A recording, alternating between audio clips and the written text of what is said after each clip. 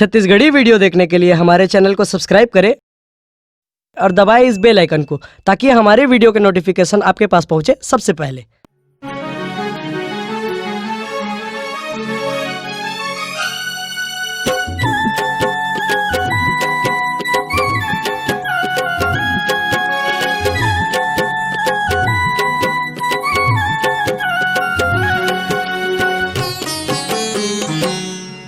घेर बेरी मैं माथ नवाओ बाबा तोर चरनी पखाराओ।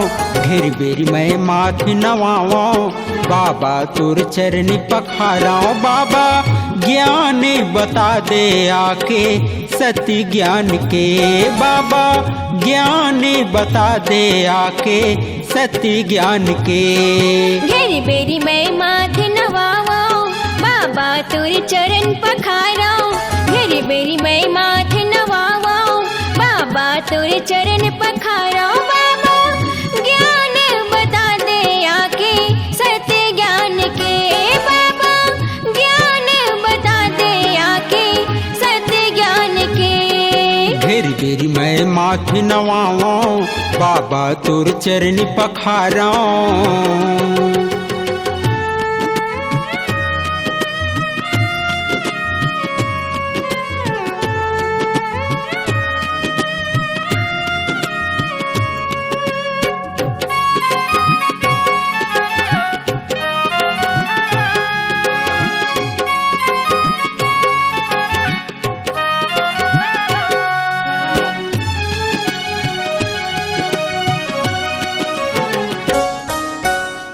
सत्य के जपोया बाबा महिमा है भारी गा।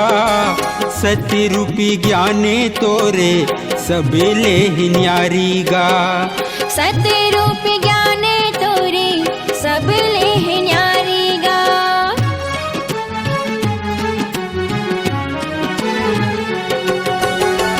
सत्य के जपोया बाबा महिमा है भारी गा।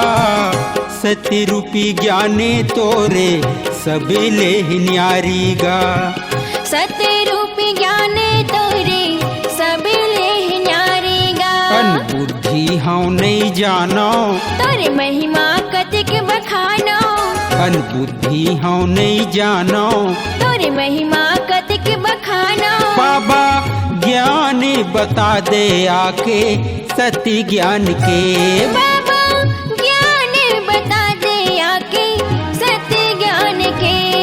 घेर बेरी मैं माथ नवाओ बाबा तोर चरण पखाराओ।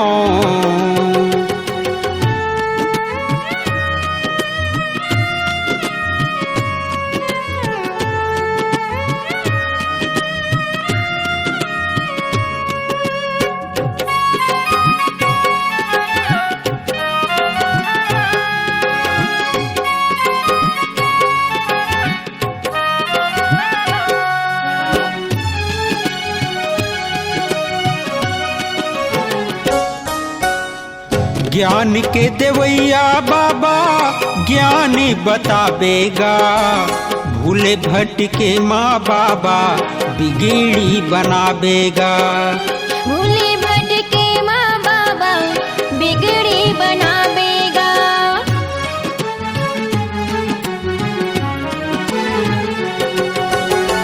ज्ञान के देवैया बाबा ज्ञान बतावेगा। भूले भटके माँ बाबा बिगड़ी बनावेगा। भूले भटके माँ बाबा बिगड़ी बनावेगा। शरण माँ तोर आए हो सत्य मार्ग तोर धरे हो। शरण माँ तोर आए हो सत्य मार्ग तोर धरे हो। बाबा ज्ञान बता दे आके सत्य ज्ञान के।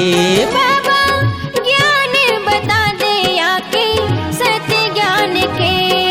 घेर बेरी मैं माथ नवाओ बाबा तोर चरण पखाराओ।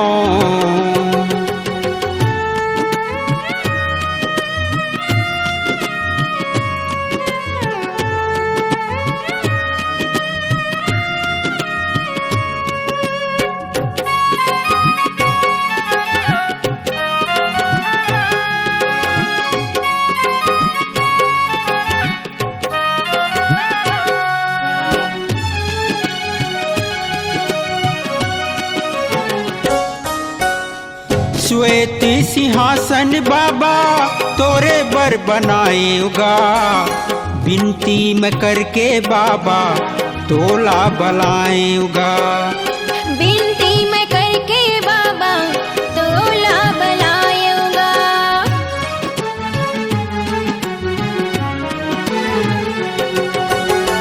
श्वेत सिंहासन बाबा तोरे बर बनाएगा, विनती मैं करके बाबा तोला बलाएगा। विनती मैं करके बाबा तोला बलाऊंगा। अकेला जिला बचाओ, भूल ज्ञान ला बतावो।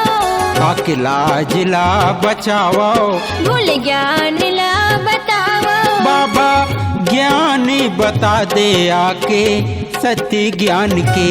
बाबा ज्ञान बता दे आके सत्य ज्ञान के।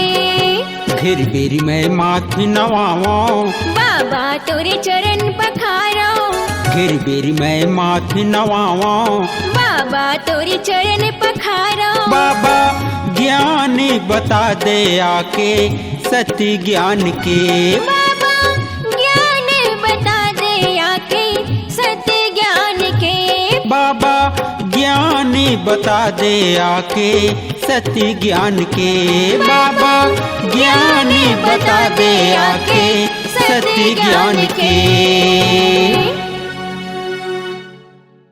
अगर आप अपनी आवाज को एक नया आयाम देना चाहते हैं तो चले आइए मल्टी ट्रैक डिजिटल रिकॉर्डिंग के लिए संपर्क करें HK म्यूजिक कंपनी, कोटा डबरी, चांपा, छत्तीसगढ़। मोबाइल नंबर है 9329238487 और 8085380339।